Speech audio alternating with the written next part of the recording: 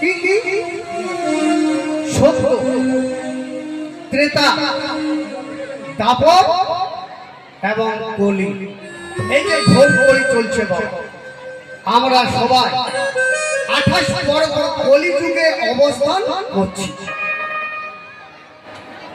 এই কলিযুগের দশাটি কেমন না, কলি ঘোর তিমি বলতে ঘোর অন্ধকার বাবা। এখানে তো সময় বেশি নাই, মাত্র 20 মিনিট। 20 মিনিটে তো হরি কথা হয় না বাবা, তবু ভগবানের কৃপা, বৈষ্ণবের অশেষ কৃপা, তাই এইটুকু সৌভাগ্য আমার হয়েছে। তাই যতদিন হরি কথা আনন্দ নেবার চেষ্টা করছি বাবা। তাই 28 বর্গ কলিযুগে অবস্থান করছি। তাই কলিযুগের অবস্থাটি কেমন না, কলি ঘোর তিমি বলতে ঘোর অন্ধকার। অন্ধকারটি কিসে না, অধর্মের অন্ধকার। এই কলির যুগ ধর্ম কর্ম সবকিছু ভুলে গেছে বাবা। রাধে রাধে আর ভুলবে নাই বা কেন? এটাই তো কলি মহারাজের কাজ গো। কলি মহারাজের কাজ হচ্ছে ধর্মপথকে ভুলিয়ে অধর্মপথকে নেওয়া। এটাই হচ্ছে কলি মহারাজের কাজ।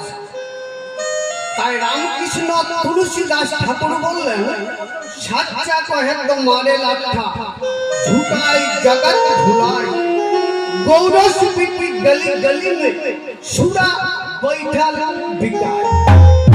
অর্থাৎ দেখবেন এই কলিযুগে আপনি যদি কাউকে সত্যি কথা বলেন, তাহলে মানুষ আপনাকে প্রহার করবে, লাঠি মারবে। যদি আপনি মিথ্যা কথা বলেন না, তাহলে মানুষ আপনাকে সমাদর করবে, ভালোবাসবে, স্নেহ করবে। এটাই কলিযুগের প্রভাব। তাই বললেন, সাচ্চা কহে তো মারে লাঠা ঝুটাই জায়গা তো ধুলাই, গৌরস অর্থাৎ গরুর দুগ্ধ। দেখবেন বাবা, দুয়ালা প্রত্যেকদিন সকালবেলায় প্রত্যেকটি গ্রামে গ্রামে যায়, আর গ্রামে গ্রামে গিয়ে কি বলে জানেন? কই গো দুধ নেবে, কই গো দুধ নেবে গো। কিন্তু বলুন তো বাবা, কজন ব্যক্তি দুধ কিনে খায় গো, এবং কজন ব্যক্তির দুধ কিনে খাবার পয়সা আছে গো? এখন সবাই দুধ কিনে খাই না বাবা। তাই বললেন, গৌরস বেটি গলি গলি মে সুরা বৈঠল বিকায় সুরা, অর্থাৎ মদ। দেখবেন যে ব্যক্তি মদ বিক্রয় করে সে কারো বাড়িতে যায়, গুহায় হোক, পর্বতে হোক, জঙ্গলে হোক, গ্রামের শেষ প্রান্তে হোক, এক জায়গায় বসে তিনি মদ বিক্রি করেন। আর যে ব্যক্তি যারা মদ পান করেন দলে দলে যায় আর মদ পান করে চলে আসে। এই কলিকালটা কেমন হয়েছে জানেন? বেভিচারে অনাচারে দেশটা ছেয়ে গেছে, অধর্মে দেশটা ভরে গেছে। এই অধর্মকে দূর করার লাগি কে এসেছে গো? আমার দয়াল ঠাকুর, আমার কাঙ্গালের ঠাকুর, তিনি এসেছেন এই কলিযুগে, কলিহত যুগে উদ্ধার করার জন্য। কেমন ভাবে জানেন? ওই অসাধনে চিন্তা বলি বিধি মিলা অসাধনে চিন্তা বলি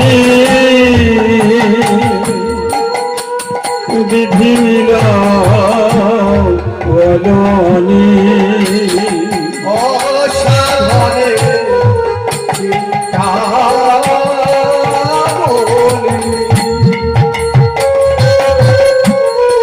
বিধি মিলা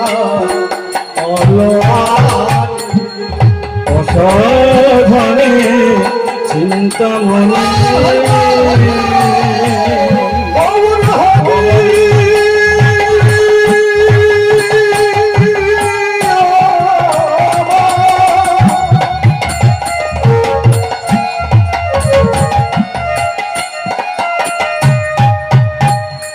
এই কলি যুগে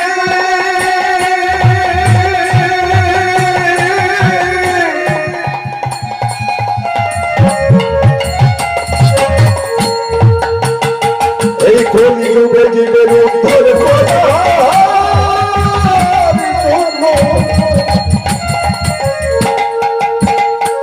এই কলি যুগে জীবের উদ্ধার করার জন্য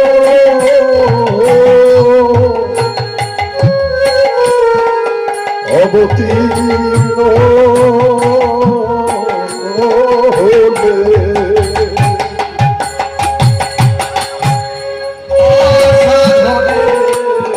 চিন্তা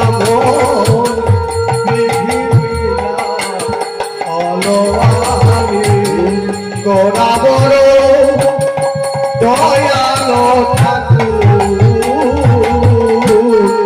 তোরা বড় দয়ালো ঠাকুর ওগো আমার গোরে বড় দয়ালো ঠাকুর আমার গোরে বড় দয়ালো ঠাকুর ওরে এমন দয়া আর কে আছে বলো এমন দয়াল আর কে আছে ও দেখো এমন দয়া আর কে আছে বলো এমন দয়াল আর কে আছে সত্য নেতা তারপরেতে এমন দয়া আর কে আছে ওগো শ্বশুর দয়াল এমন দয়াল আর কে আছে সত্য নেতা তারপরেতে এমন দয়া আর কে আছে বলো সত্য চেতা দাপরেতে এমন দয়াল আর কে আছে তোরা গুণ কহনে না যায় বলা যায় না গোরগুলো কহলে না যায় বলা যায় না তোরা গুণ কহনে না যায় বলা যায় না গোরগুলো কহলে